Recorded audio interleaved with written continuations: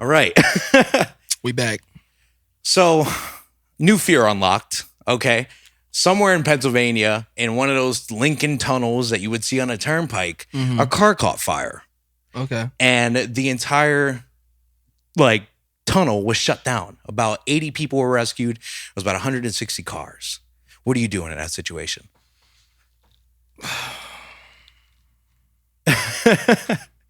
First of all, are you afraid of bridges or tunnels? If you had to choose one or the other, Bridges. Okay, hands Bridges. down. It's not tunnels. It ain't tunnel. I might get out. I might try to rescue myself. But bridge, I might have to wait. No, I mean they have those tunnels that are above ground that just cut through. So everybody's just. You said a car caught on fire and everybody's stuck. Yes. Yeah, I don't know how that car managed to block 2 lanes, but somehow, some way, it did. How bad is how bad is the wait for the rescue? Like that is unknown information. Still, it's a developing story. No one got hurt. No one got hurt, but it's still a developing story. Because I'm like, if it's too long of a wait, I ain't gonna lie, I might start jumping on cars and walking over and trying to get past. I'm gonna be honest with you. Heck yeah. If it's too long of a wait, just leave your car. Like, it might be the end of the world if this happening. Yeah, no, I agree entirely. And I would definitely agree with you that I'd rather be stuck in a tunnel than on a bridge. 100%. Because bridges, I'm fascinated by bridges. I actually wanted to be a civil engineer when I was growing up. That didn't happen. I do HVAC now. Okay.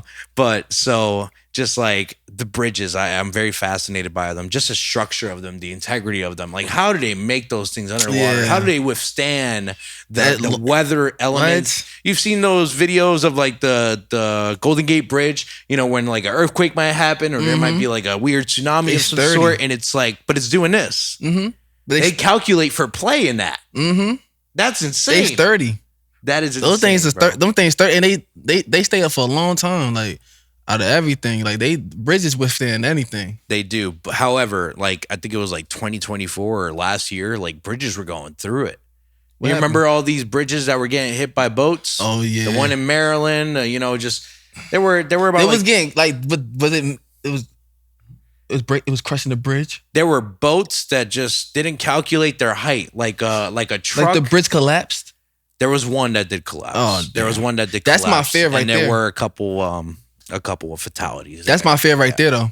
I agree. If I'm driving on the bridge and I'm only in midpoint, I always think it's going to collapse. Yeah, let's get the heck off this bridge as soon as possible, bro. I agree with you 100%, man. So, I don't know, Lincoln Tunnel, whatever tunnel, if there's a car fire in it, I'm out. Like, I'm out, whatever. I'm just like, and they have those escape routes on the side, too. Yeah, they do. I just don't know where they go. Now, the escape route, sewer. let's say it's underwater. The tunnel's underwater. What do you do? How does that work? I hope it don't lead to the ocean. That's what I'm wondering. I'm not much of a swimmer. That's funny. The integrity of these tunnels, especially underground, underwater, is how do they do it, man? And it's just like a matter of time till a leak. You know what I think it could do though? I think it'll be like, all right, let's say you go into the escape route, right? Okay. It'll be like a route, that straightaway route that you can go, that you obviously know when to turn and this and that, and it comes up maybe like how the subway comes up. Okay. It comes up with stairs. Yeah. Or a ladder, and you might end up at a sewer, and you could just. You run into like a team unit. That would be the smart thing to do. Master splinters down there too. Yeah, no, I agree with you 100%, man. I definitely would choose a tunnel over a bridge. But if I got stuck on a roller coaster, I'd be okay with it. As long as I'm not upside down. Yeah, it can't be the ups. Yeah, as long as I'm not upside down. Upside down is messed up. That is messed up, man. But listen, we are here for episode 169 of the Middleman Podcast. Let's get it. Featuring my guy, J24K, running it back 2 times for you guys because this is a self-producing podcast right now. Shout out Rome, our honorary cameraman, who knew that the cameras weren't recording, but that's neither here nor there. Okay, that's why he is the cameraman for Jay. My guy Jay here, man. So welcome to the show. As I stated earlier, earlier, like you and I have had many endeavors, such as an Atmosphere. That was my first introduction to you through Crease. Yep. And I didn't even know you made music at the time. I just saw that you were the cameraman. Yeah. And then year two, I happened to pick up a fantastic gimbal of some sort.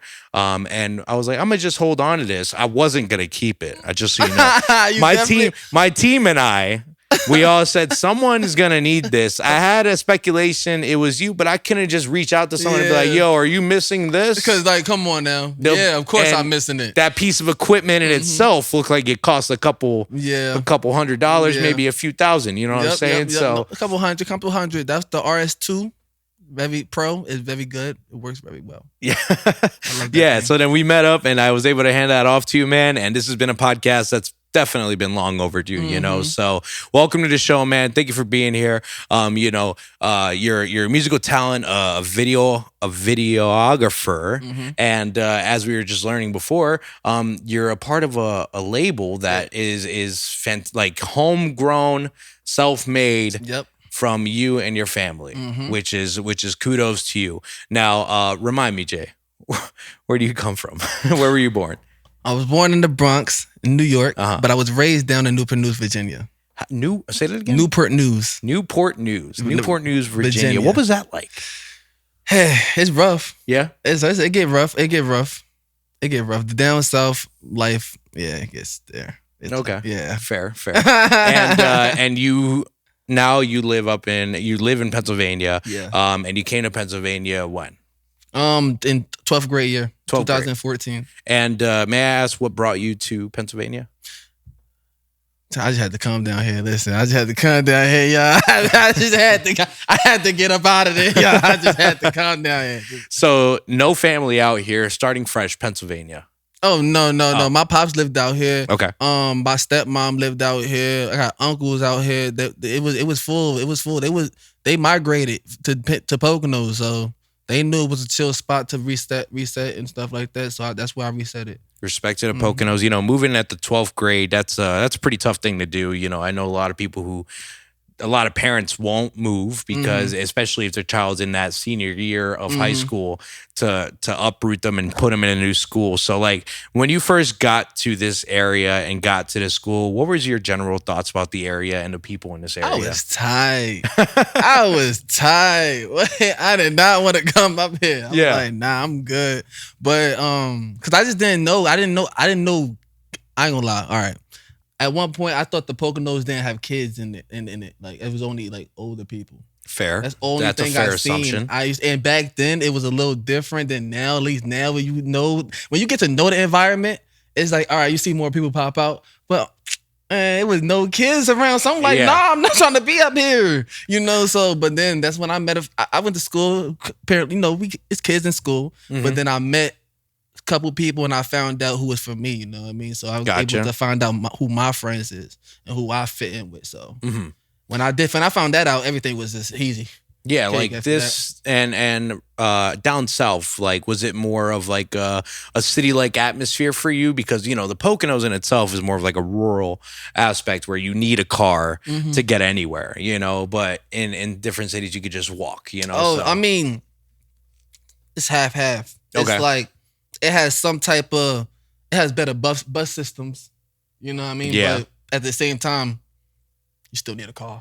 Yeah. You know what I mean? It's a lot of trees. It's like, it looked like the Poconos.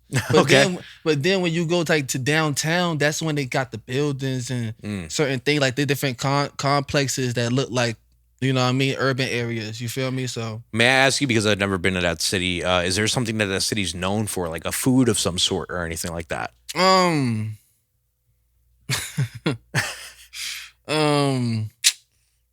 Chris Brown from there. Okay. All right. Hey, you know what?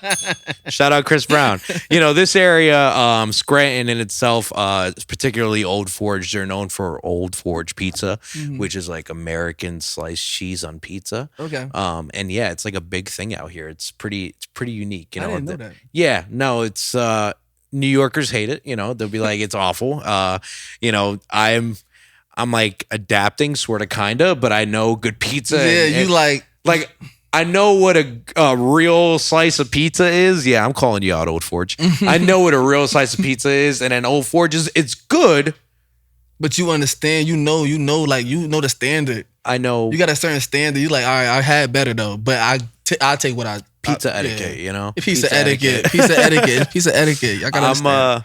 I was born in New York, but I don't represent New York because I grew up in the Poconos. So like second grade Poconos. I'm from Pennsylvania. I tell people this all the time, bro. So that's why I say I'm from Virginia. Yeah, I was born in the Bronx, but I was raised down there. You grew up down there. Mm-hmm. So you came here, and I was reading your Spotify profile, which is very important because there's a bio of people. I like to think that people who have a Spotify bio take themselves serious, and allow for a listener to really try to get an understanding of who the artist is, because you'll find little tidbits in there that you would have never known because it's not something that you post all the time. It's probably something you posted one time. Mm-hmm. So for example, I found out that you started making music at the age of 12 with a program called Odyssey. Mm-hmm. Okay. And when you were getting into that program, starting to make music, what were you doing it for? Were you doing it for fun, or did you want to start a career in it? What was the premise of getting into music for you? Well, I played basketball, and I used to listen to A$AP Rocky, a lot of A$AP Rocky, what you call it. So I was just like, one day I was like, let me listen to myself. And I seen Audacity on all the school computers. Mm-hmm. So I was like, what's Audacity for? Teacher told me they do narration for books and all that on there. So I was like, okay, so I can record some music on there. So I got my Xbox headset. My boy had a PC. And then we got Audacity up on that joint. That was good. We just started just rocking out. Yeah. Mm-hmm. And your first release track, did you where are those tracks? Were they on SoundCloud? Were they on YouTube? I wasn't dropping in the beginning. Okay. Who were you showing them to?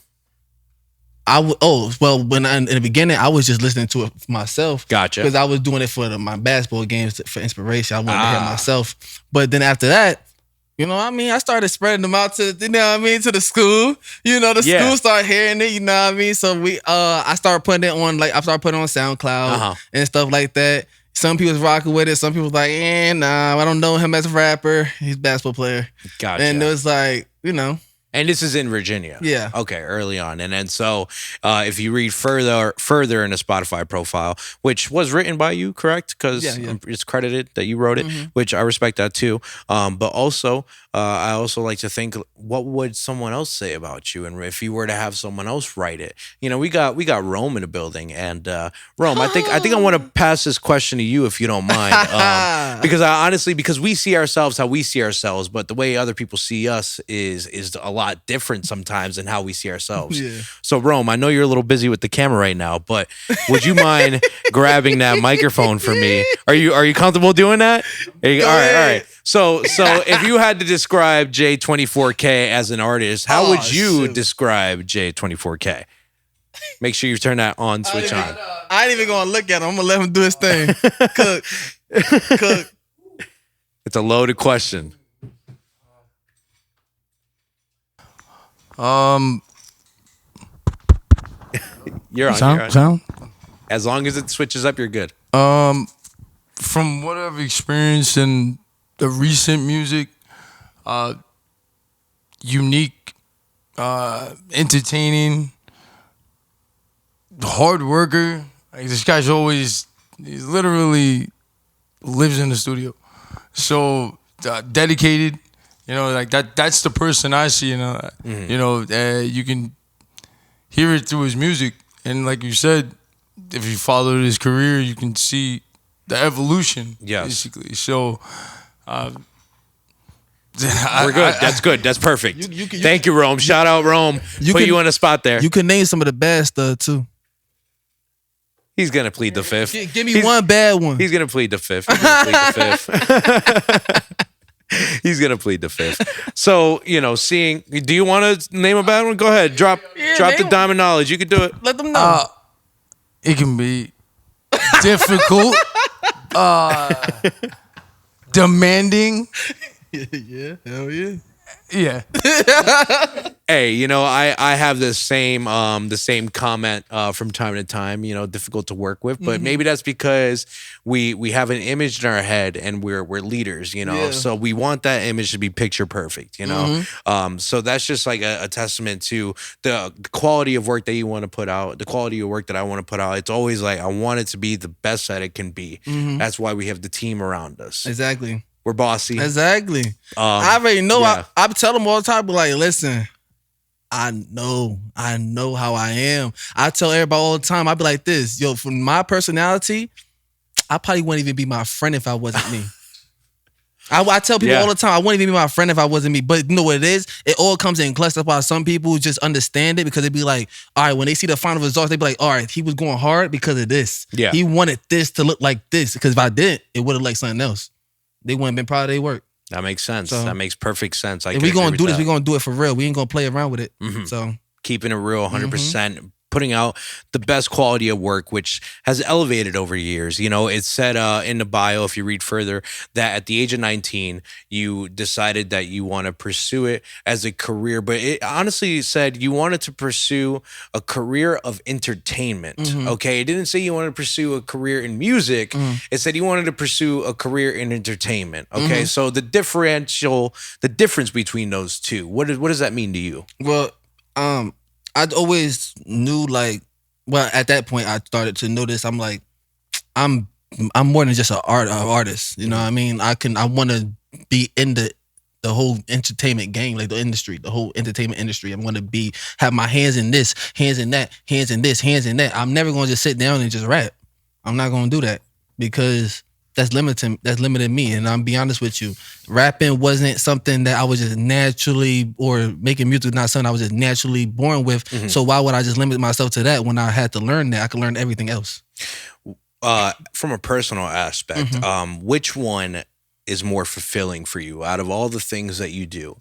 Videographer, you make music yourself. And then as we were speaking on earlier, you are a part of a label that was self-created with the family called Rich Etiquette. Yes. And in that you wear multiple caps. So when you're doing that type of work, what is most fulfilling to you?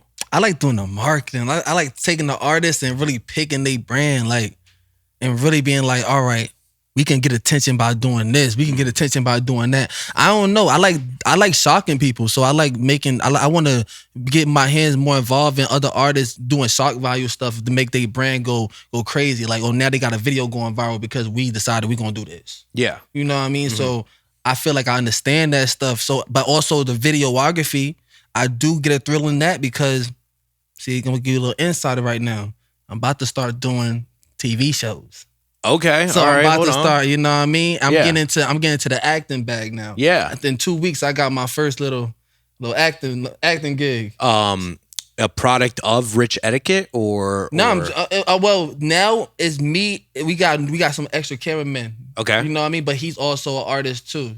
You know what I mean. So in 2 weeks, he want me and Crease to play a role in his short film before his video, for his video. Yeah. So we just gonna use that to get in our bag real quick. But I really got stuff written down. Like we wrote episodes down and series down, and about TV shows we want to create. Do you have do you have a vision board? You know what a vision board is? You ever hear of those things? My vision board, I would consider my iPhone notes. Okay. All right. Respect.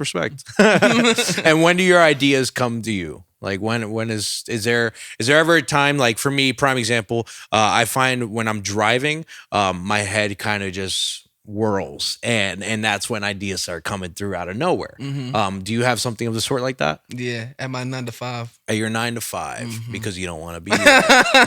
I respect I get all the ideas. I start hitting everybody up like, hey, I'm on this, I'm on that. Soon as I'm at that job. Yeah. Yep. We're out of there. Yep, gotta find a way to get up out of here. Yeah. So you tell me a little bit more about this label. When did it start? It's titled Rich Etiquette, which is such a sleek name for it. Where did the name come about? Me and my stepmom, we was just having a casual conversation. We already needed a name for the group because we just started the group. And then my dogs, I got 2 Pomeranians. They like twins. They look the same. Pomeranians are fluffy ones? Yeah, the fluffy ones. Yeah, I got and they so bougie. So I'm just looking at them and I'm like, they got Rich Etiquette. Like, Like it's just the etiquette's rich. Like they act like they rich. They act like we live in a mansion. That's the way they act. To them, it probably is a mansion because they so small. But agreed. Yeah, but that's what they acting like. They gotta have my way. Like they got a butler or something. Like they got that rich etiquette. So rich etiquette as a label. What is the identity? What are you guys trying to portray to the public? You know, when people ask about rich etiquette or when they see it, what are they expecting? It's just that we a family label. Like we carry ourselves with morals. We we have loyalty. We move with loyalty. Like it's a family. It's family. If you got a problem, address it. And nobody gonna look at you any type of way or nothing. Like it's family. This is family stuff. Like we don't. So even my friends are I consider family. You know what I mean? They are my family. They not even considered. They are my family. So it's like. Has there ever been a notion that has betrayed loyalty within the etiquette? Oh yeah, it's always gonna happen. Okay, yeah. But we still give everybody the choice to make their decisions. You know what I mean? Like we not here. You want to get in here and lock the door and figure it out? Yeah, you know what I mean? But also too, if it comes down to where we see like, oh, you staying in the label is hurting both of us more than you being out the label, we go move on. And so the label started as how many people a part of the team there? How many people were in We it? had 3 artists. We had 4 artists in the beginning. But 3 active artists. And we was actually a group. Okay. We was a group. Rich Etiquette was the group. LRC is the label. Rich Etiquette was the group. Gotcha. So like a Wu-Tang as a group, and then the Wu-Tang Clan, I guess you would say, is the label. So it's like LRC. Excuse me. What does that stand for? Left, right, center, because we always was a 3-man band.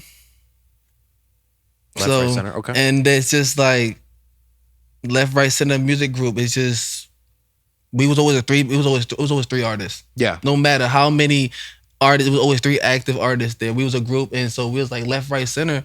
And we did a lot of shows back then, so it's like we would do like stage placement. My stepmom was always big on stage placement and all that stuff. Not turning your back towards the crowd, no matter what you do, stuff like that. So it just made sense. Like we were just moving like that. Like we was moving on show to show to show to show. So it was like 3 people. I was like, oh my gosh, what you call it? It was like one person on this side, the right, one person on the left, one person in the center, and there's always that. It don't matter who was up, we just switch and we had our positions. Like it's position, we position left, right, center. I like that. I respect that. So tell me about these early shows, early bookings. How did you come about these shows? At first we started off just seeing things on Instagram, like they in New York. They had mad open showcases. Actually, we went to an open showcase for the first time. And there was this place that had mad mirrors around, a lot of mirrors. Cool. And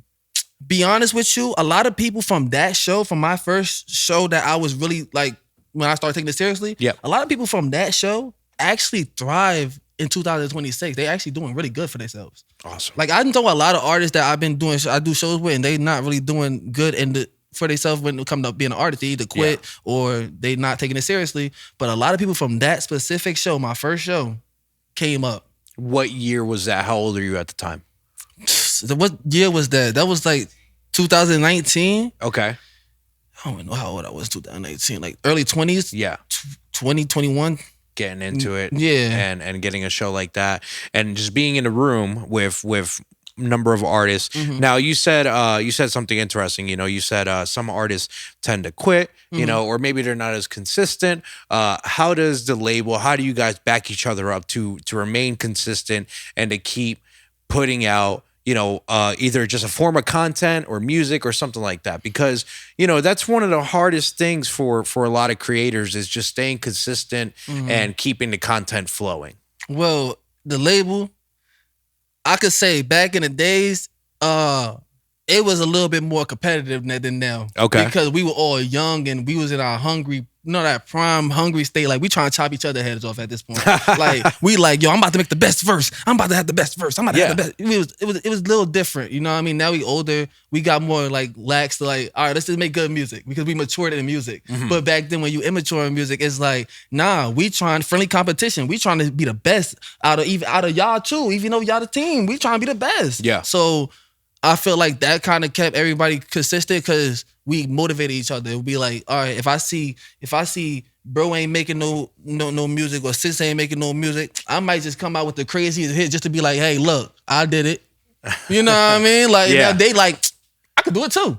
And they like, no, I see what's going on here. And it motivates people. You know what I mean? I like that. Yeah, definitely having a team behind you is resourceful because it's resourceful because you need to have support behind you, and when you can turn to other people for inspiration, for ideas, it helps branch you out of your box, and taking just input from other people is extremely important. And that's the thing about it too. That's another one. We the label, like the people that do the business in the label, they hold us accountable. So it's like it's real feedback. It don't be like, oh, this is just hard because you on the label. Like, no, everything is not a hit. Everything is not the best song. Sometimes you got to put the reps in order to get to where you want to get that hit. You sometimes got to make at least maybe like 10 mid songs just to get one great song. Yep, agreed. So we understand that as a label, and that would help us everybody keep going too. Rome said you live in a studio. Is your studio a home studio, or is your studio a place that you go to?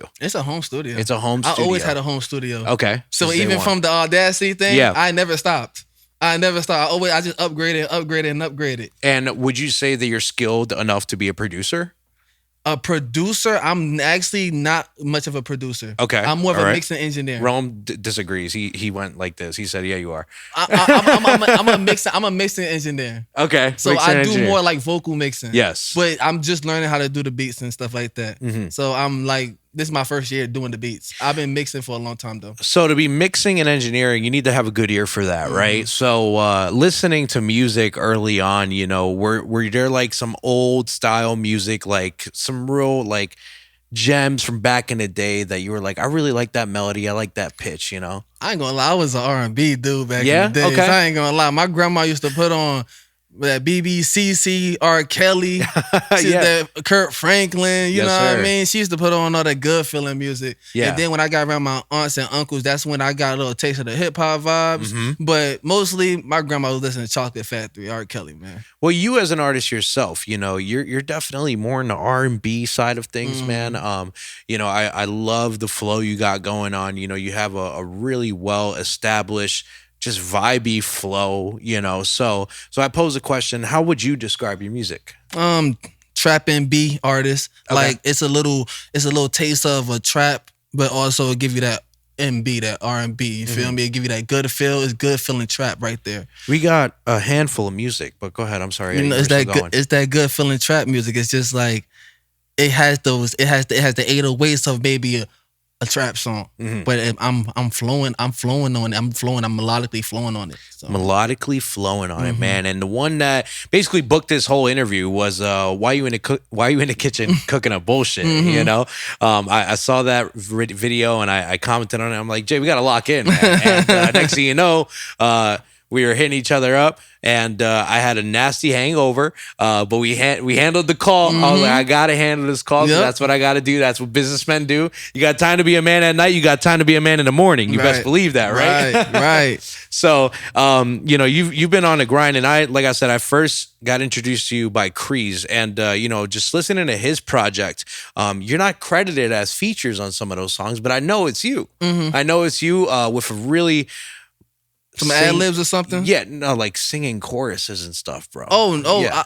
Am I wrong? Nah. What? Oh, apologies. Hey, now. Creed got vocals. Okay, my fault. Creed got some vocals sometimes, but sometimes I'm gonna lie. Sometimes I do ad-libs and stuff, and stuff. It'd be like not credit, but I can't say like a chorus. Like choruses, he be doing them bridges. You talking about like the bridges? Yeah. That'd be Kreese. Really? That'd be Kreese. Dude, I was under the impression this whole time. I'm like, that's Jay. It's got to be Jay. He can do it. Wow, respect. Yeah. Development as an artist. The first time I met Kreese, he was a wild guy, and he still is a wild guy. So respect to him and the style of music that you're putting out. Why you in the kitchen cooking up all that bullshit is a song that is unreleased right now. Perhaps when this interview comes out, it will be released. I gotta release it for the interview though.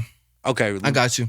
For the interview. Yeah, like literally, I'm only releasing it because I did this interview. I respect. So that. yeah, I got it. I respect that. I appreciate that, man. That's such a. I'm waiting for that one to come out, man. It's such a different vibe. It's such a different sound, especially from the Poconos. You know, my buddy Drew, who's also partner in Atmosphere. Okay. He's like, dude, Jay's doing something different right now. You know, so he recognized that. You know, game recognizes game. But in addition to that, you have some really good aesthetics with the visuals, you know, there's, and what I noticed is that you play the song and you produce 4 to 5 different visuals for the same song. Why do you do that?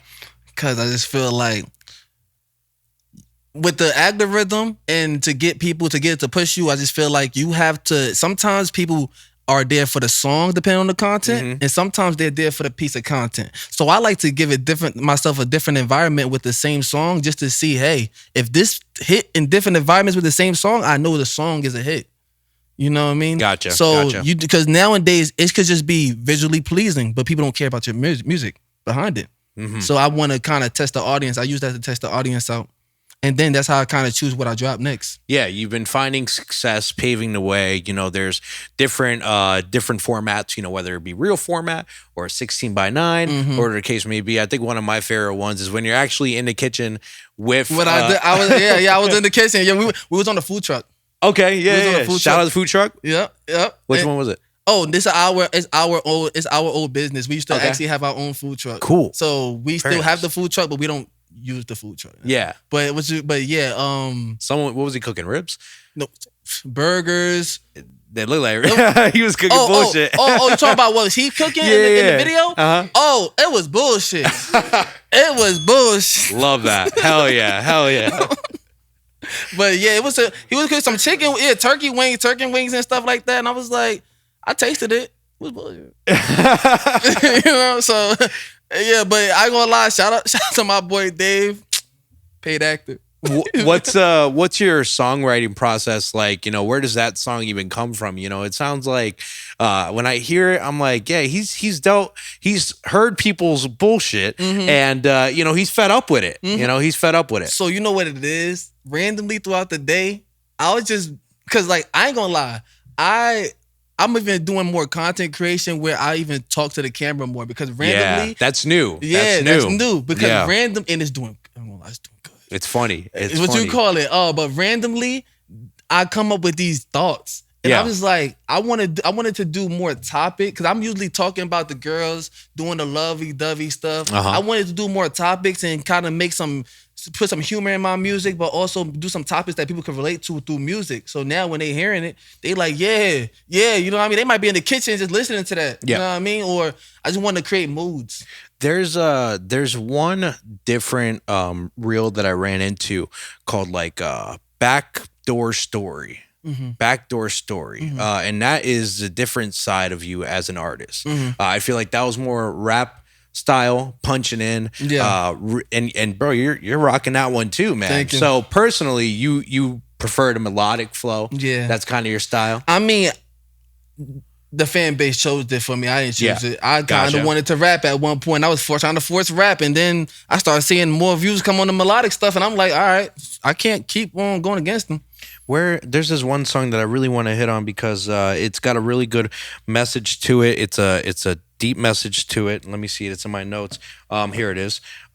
Won't Last in Heaven. Yes. Won't Last in Heaven. Release, I believe, in 2025 or no. I think at the beginning of 2026. Okay, beginning of 2026. And that song right there, just what you're saying is heavy in itself, bro. Like that is like some real introspective thoughts. You're speaking on your grandmother passing, and that if she's not in heaven, you don't want to be there. And then you also speak on other things of, if heaven's a trap, I'd rather be a dog. You know, so tell me about that song, and once again, like 4 to 5 different visual aspects for it to definitely feed the content, feed the algorithm, and see what people are rocking with. Well, at first, everybody thought I was just going against heaven, like going to heaven. But in real life, how I really meant it, I wanted to be a realist in this song. I wanted to, so how I mentioned, I said, I won't last in heaven if I don't got my drugs. I won't last in heaven if I don't got my, you know what I mean? I'm basically saying this. Everybody's so quick to say, I want to go to heaven, I want to do this, but we all know the requirements that it takes to go to heaven. You got to give away your worldly possessions. Yes, you feel me? Stuff that you idolize in this world. And so they say. Yeah, that's what they say, right? Yes. And but everybody's so quick to say, I want to go to heaven, or look at me wrong for saying, but really, y'all not even giving up none of that to go to heaven. Exactly. So I'm keeping it real with everybody. Like, yeah, it's hard to. You feel me? So that song was literally me just reflecting like how I felt about that. Was that song hard to write, given that you were speaking about a family member who passed away? You know, it's crazy. I didn't write that song. I punched that song in. I just came off the brain. Wow. It was early in the morning. It was like 6 o'clock in the morning. And I just found the beat and I just started going. It just happens. It happened. Way. That's brilliant, though. You know, I'm glad that you're able to possess that as an artist in yourself, because like sometimes a pre-planning can ruin the final product on certain times. I feel like it wouldn't have been like, I feel like this song just flows so good because of it just came naturally. It took me like 30 minutes. It's a bop. It was good. I definitely like that song. Thank you. Another song I want to speak on here is Round One. Round One. 5 a.m. and I'm up in the morning and yawn, and yeah, that's man, that's a good one, dude. Like that one's for the ladies, right? Yeah, that one for the ladies. That one's for the ladies. Mm-hmm. And so that song in itself, that's more of a older song, like 2023, 25. 25. 25. My years are off. 25. 25, yep. My ears are off. So 5 a.m. in the morning. How about that song? Was that something that was just like a little bit? Nah, that one was like, all right. So my pops came to me and he was like, yo, you heard of KWN? She fire right now. She fire. I'm always hating, so I'm over here like, oh my God. You know what I mean? So then he played me her joint. Now I'm gonna lie, that joint was tough. So he was like, you need to make something like that. And so I was like, you know what? I went down and I made one song called Queen. Yes, right? Yes, I made Queen first. And I was like, oh shoot, I can get an R&B bag like that? What you call it? So then after that, I was like, I'm feeling it. I'm like, all right, round one, let's make another one. So round one came after that one. And then that's how round one came, because he give me challenges sometimes. He'd be like, all right, he got this certain sound. He was like, let me switch it up a little bit. Let me give him a challenge. Yeah. So he like to give me different challenges. Like right now, my challenge is to make an EDM song. Yeah. I still ain't found a way to do that one yet. That's pretty unique. That's pretty unique. So your father challenges you and gives you a little bit of like, hey, let's up the bag a little bit. Let's get the tool arsenal stronger. You know? That's pretty dope, man. Yeah. That's really good that you have a really strong family dynamic, you know, within Rich Etiquette. You know, even if they aren't directly blood related, everyone who's a part of it is family. They family. Nobody could tell me different. I love that, man. I respect that. You know, at this time, let's break into Tea Time, not brought to you by, but inspired by Arizona Iced Tea. Rome, let's do it again if you don't mind. Appreciate it. We good? Yep. Cheers. Right. Here we go. Welcome to Tea Time, not brought to you by, but inspired by. Hold up. It's Rich Etiquette, man. You're the first. It's Rich Etiquette, That's a first. That's It's Rich Etiquette. We've never had anyone pull out a straw. That's a Middleman Podcast first. We have J24K here. Let me tell you, man. That's what it's all about, man. So cheers. How are we looking on the cameras, Ron? We good? Great, man. All right, Jay. So welcome to Tea Time. Within this pot, we have questions within the pot. I need you to pick one question out of this pot. Okay. Pass me the paper. I will read it aloud. My handwriting is not the best, so I'll just save you the struggle of trying to read that. Okay, there's whichever one feels right. Just pick it and then pass me the paper. All right, there we go. Nope, that's one. We fold them up. So welcome to Tea Time, not brought to you by, but inspired by Arizona Iced Tea. And the Tea Time question of the day is, wow, this is one that was written today. And this comes from our one of our previous guests, Rodney, featured on episode 165 of the Middleman Podcast. This is a loaded question, and I was like, wow, what a question. So here we go. The Tea Time question of the day is, what if Mars had water on it because we used to live up there, and in the end, the climate got so bad that we had to send an escape pod out, and we sent Adam and Eve, and what if this escape pod was the meteor that destroyed the dinosaurs? That is a tea time question of the day. I'm gonna read it again. Yeah, all please. Right? One more time. What if we as a humanity lived on Mars, right? Because Mars has water on it, but we had to leave because we messed it up as a humanity, right? It got so bad that we had to send an escape pod that could only have 2 people in it, Adam and Eve. Okay. And that escape pod was the meteor that destroyed the dinosaurs. What a question. That is from Rodney. Happy birthday to you today, buddy. Happy birthday, Rodney. But what a question, dude. Dang, Rodney. Hold up. I don't even know where to go. I don't even know where to go with this because I think Rodney answered the question himself. Okay.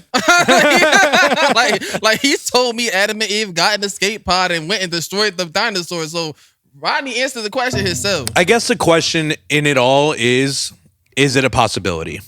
Is that even a thought? Is it feasible? You know what it is? Anything is possible though. Like, because if think about it, I do think that we was on another planet at one point. Okay. I do feel like we was on another planet at one point. Like, I feel like history is all made up. Like nowadays, like I feel like the history books ain't telling us what really happened. Because it's like if we've been on Earth with them dinosaurs, we would have been dead, right? We would have died. They would have killed us, right? Caveman, yeah. I mean, yeah, no, they would have killed us. The caveman definitely was on. Mm-hmm. But then that don't explain who was the first people on the Earth. Yeah. I guess it just believes, it's like what you believe in as a person. I like to give credit to science, but I also have a faith in religion. Mm-hmm. So it's like a loaded question. I don't think it happened. We've been trying to get back to Mars for God knows how long. Why? I don't know. But I don't see no water. There's ice caps or whatever, but there's no atmosphere there, or there's no ozone layer, and if there is, it's too close to the sun for us to even live there. I don't think we can even live there now. Yeah, no. Yeah. But what I do find interesting is that some form of octopus are from outer space. Did you know that? No. Yeah, some of the octopus that go camouflage are known to have aliens. Yeah, that makes sense. It's been scientifically proven. That makes sense though. Yeah, think about an octopus that looked like an alien. Yeah, the tentacles and stuff. I don't even know, and they're considered very intelligent too. They are. They're intelligent. Smart. So that was a tea time scenario of the day. Yeah, that's the scenario. That's the scenario, y'all. I don't know if we can say question of the day. So cheers to you and your straw. All right. Mm-hmm. That really is a first, bro. I can't believe you did that. We've had a lot of firsts on the platform, but that's one that's never happened, bro. So that's just what it is, man. So let's get back into you and your content creation. I want to speak on your YouTube. Your YouTube has astronomical numbers as far as subscribers, viewership, and the music videos and stuff like that. But there's a few videos in there where you're just speaking to the people, and you're not really promoting the music. You're just promoting the idea, the premise, the thoughts of certain things. For example, there's a video titled "If Your Friends Are Not Aligned with Your Goal, Watch This." Yep. And I think that goes without saying. You're gonna waste time with people who they're not even on the same page as exactly. You. They don't get it. Mm-hmm. They don't get it. And then that's when people start complaining about my friend don't support me, but that's not. Well, that's because your friend is not on the same page as you. You're not doing the same thing. Mm-hmm. So your friend have no interest in supporting you because your friend have no interest in doing what you're doing. But sometimes your friend don't have to have interest with what you're doing and still support you. But you want that 100% support. 9 out of 10, they probably doing the same thing you're doing to understand it. It's far and few in between of those friends who don't, who are supporting you that don't do what you do. You know what I'm saying? There's really far and few in between. I can only maybe name 5 of them, if so. Mm-hmm. My friends who I had in high school, they're not liking my videos, blah blah blah blah blah. But whatever, because Drew had said it himself. He goes, "Your best clients are people who you aren't friends with. Mm-hmm. Those are your best clients. Yep, those are the ones that make you rich. Yeah." They change your life. Your friends ain't going.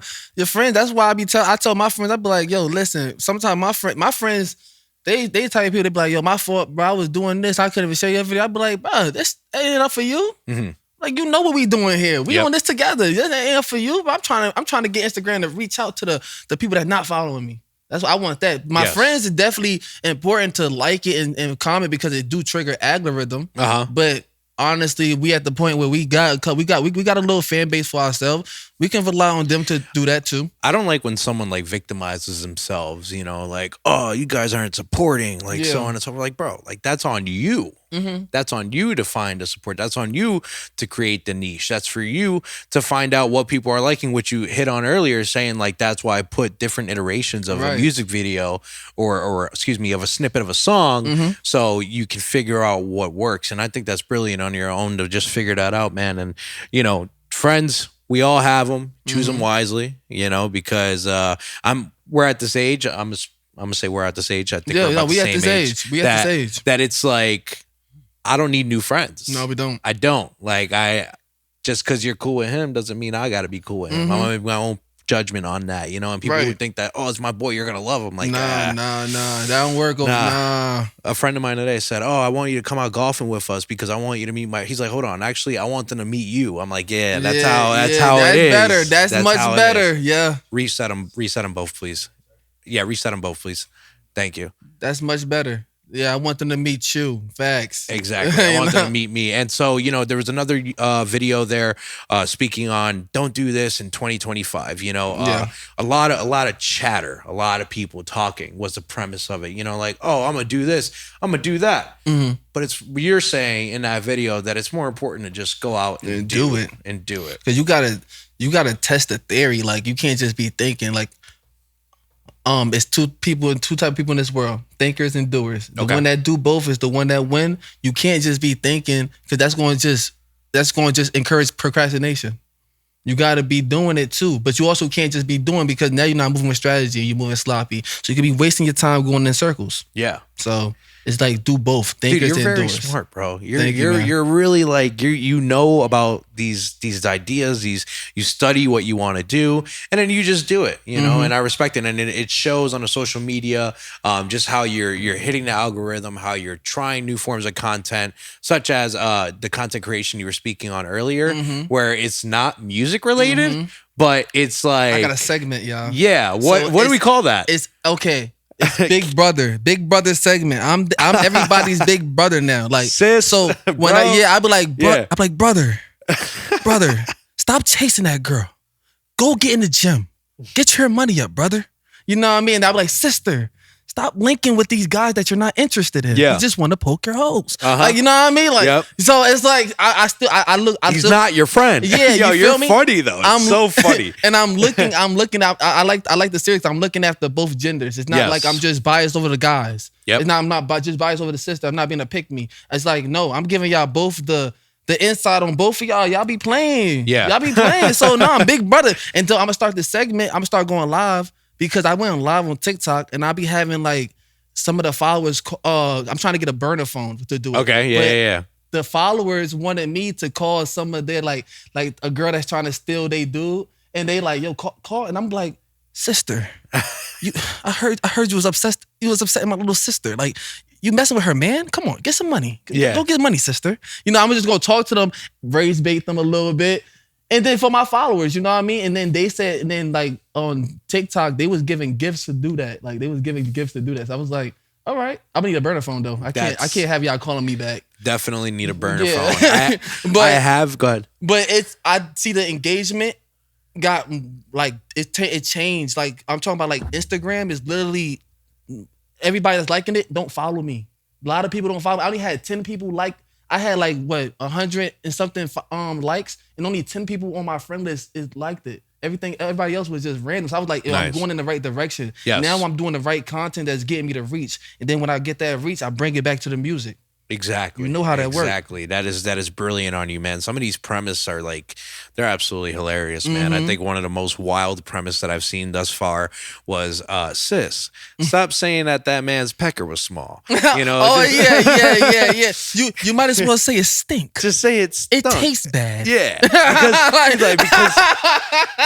Because you ate it up. You know, I'm like, wow. I'm like, boy, but he ain't never tell no lie. You know what I'm saying? Like, come on. It's what happens. happens. Hey, that one did good. They like that one. And these ideas, are they a part of that notepad that you have on your phone, or they? Oh no, these are just like random. Like sometimes I might be just in the kitchen. Like those videos that you saw. Yeah. Most of them, I was just in the kitchen. I was cooking something, right? Yep. And I'm just waiting. Not no bullshit. No bullshit. I ain't gonna lie. The week that I did make cooking bullshit though. Yeah.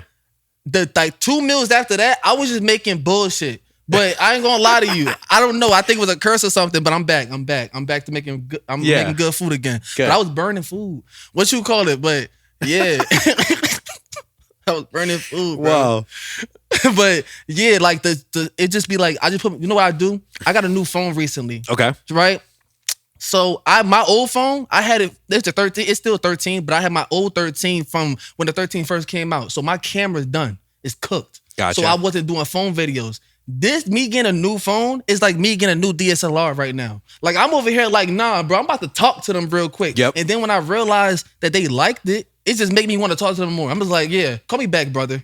How important is it to recognize that you don't need high-end equipment to put out content? Oh man, it's beautiful. Like it's so easy. Like from taking an SD card out, putting in the computer, transferring, waiting for it to load. You better have a good SDD and you better have a good graphics card or something. You know what I mean? Because it could take forever.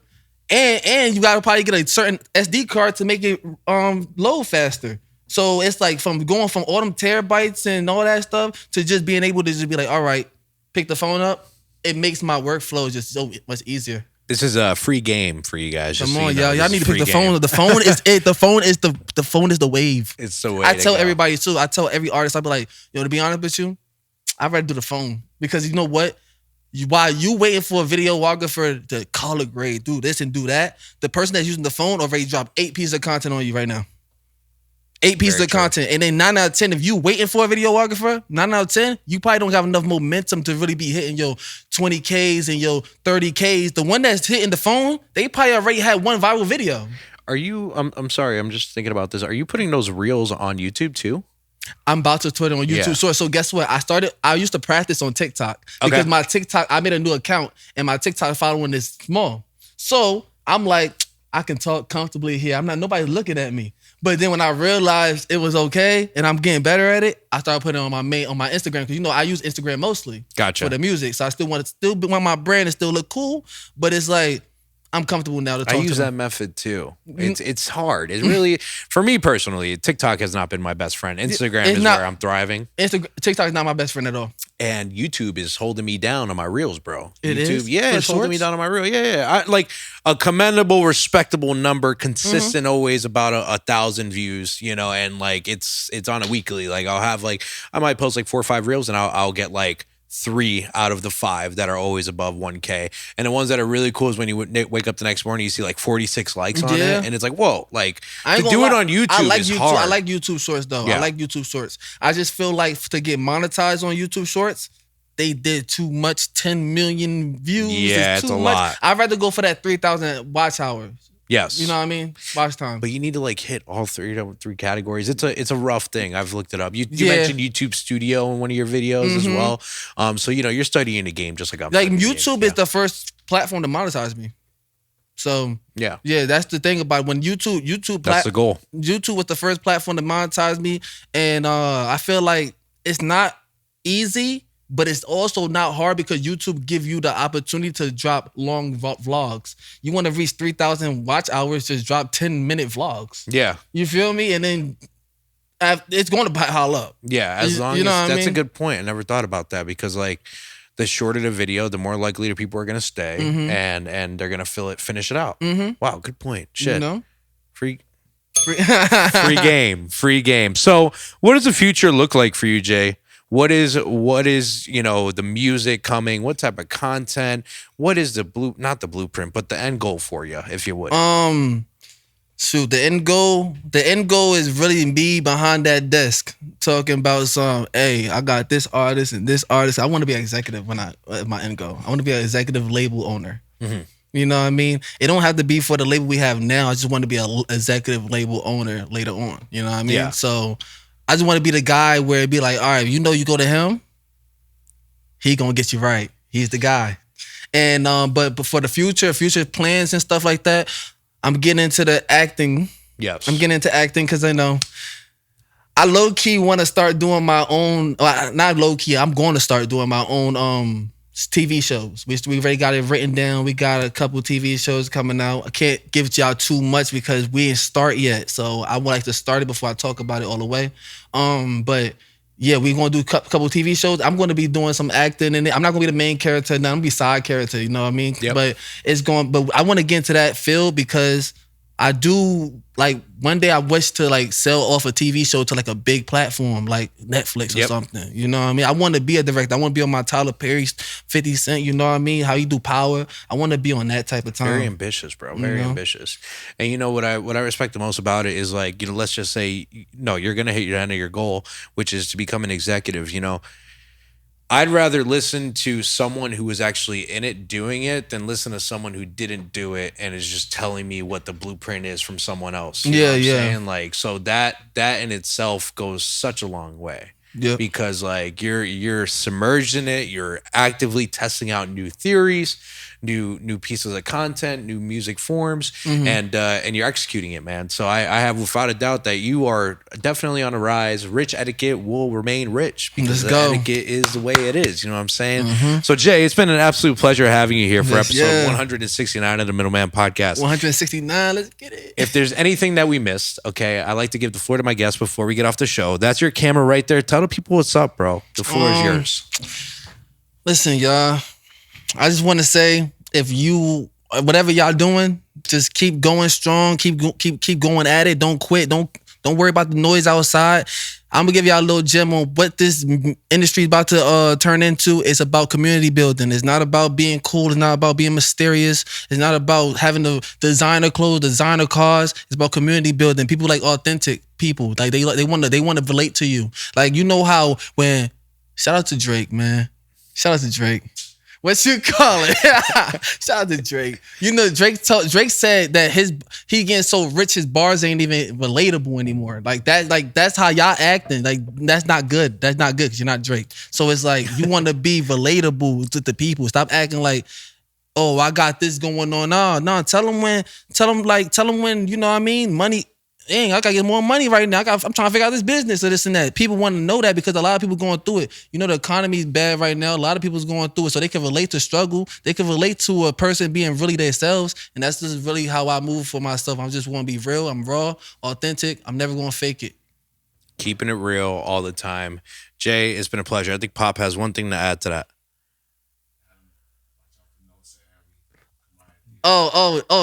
Y'all want to hear about the team? Okay. We got Creed. Y'all know Creed's on this platform already. We got Nosa Ari. She's a upcoming R&B artist. She's tough.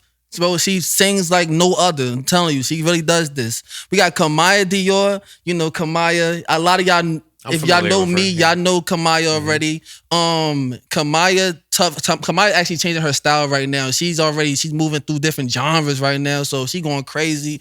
We got a couple other artists coming up on the team. We got Precious and Debbie coming up on the team. I shouldn't even tell y'all that, but I guess what I'm gonna tell y'all that. What you call it? Y'all know Creeds, man. Man, come on, man. Top 5 lyricists, man. Y'all already know what's going on. And he's not 5, bro. So, you know, we got, you know what I mean? Shout out to Rome, cameraman. You know what I mean? He been holding it down with the visuals. Y'all be giving me the praise for the visuals. I'm in front of the camera, so who's behind it? It's Rome. You know what I mean? So it's like, you know, shout out to Rome. You know what I mean? Shout out to Chase. He give me flack, but gotta love him, man. He do his job. He makes sure we all structured. He makes sure we all structured and that, you know what I mean, all the paperwork and everything is done, everything, all the moves in place. Without him, I'm gonna be honest with you, it'd be a way harder job here. So yeah, man. I'm happy to be on this platform. I'm happy that you invited me. I enjoyed my time here too. Well, thank you for being here, bro. You know, you're well on your way. Rich Etiquette. You guys have one heck of a team behind you. You know, you're keeping it real all the time. J24K, definitely on a rise. Shout out our honorary cameraman for today, Rome, holding it down. Thank you for helping us with the production of this episode because without you, this wouldn't have been possible. So you're 2 people's cameras right now. All right. So much respect to you, bro. I'm looking forward to seeing what you grow into and hopefully hopefully we have you on Atmosphere this year. And I was about to say that. See y'all at Atmosphere. Hell yeah, that's what we want to hear. And with that being said, I am the man in the middle, Kevin Martinez, signing out. Peace.